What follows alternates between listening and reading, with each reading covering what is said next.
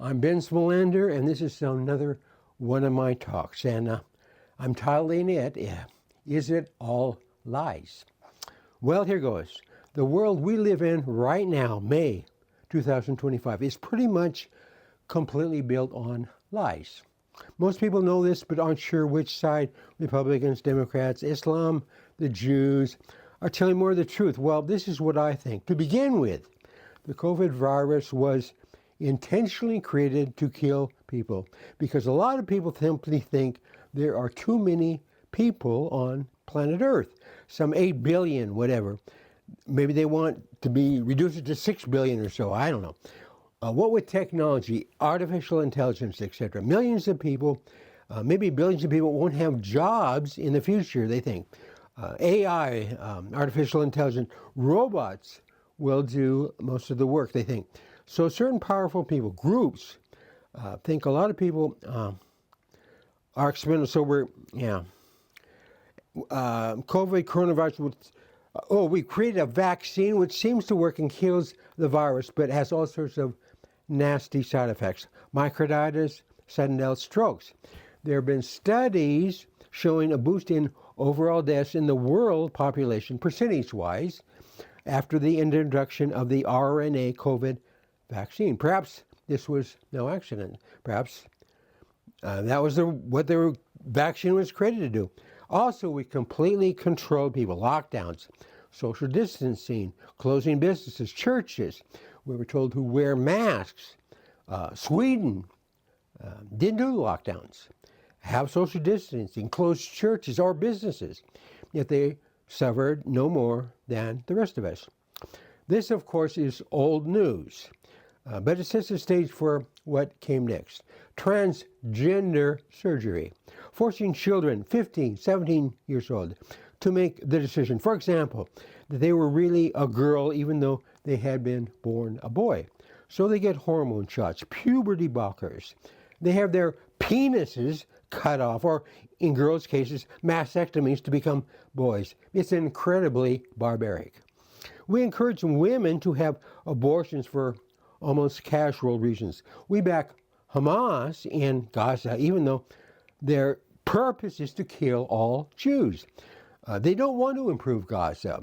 No, they put in hundreds of miles of tunnels to hide troops and store missiles and missile launchers. How can you fight this? Perhaps a majority of us have an inkling that most of what we're told on mainstream news has likely very little to do with the truth. Now we have D.D. Combs' trial, and it seems a lot of very famous people, actors, singers, have been forced to do sexual things they don't want to do through blackmail, intimidation, coercion. If famous people can be treated this way, we think the rest of us have no choice. We'll do what we're told. Take the RNA vaccine, silence those who question the official narrative. There's a tremendous number of vaccines that little children are forced to take is creating autism in much greater number of kids.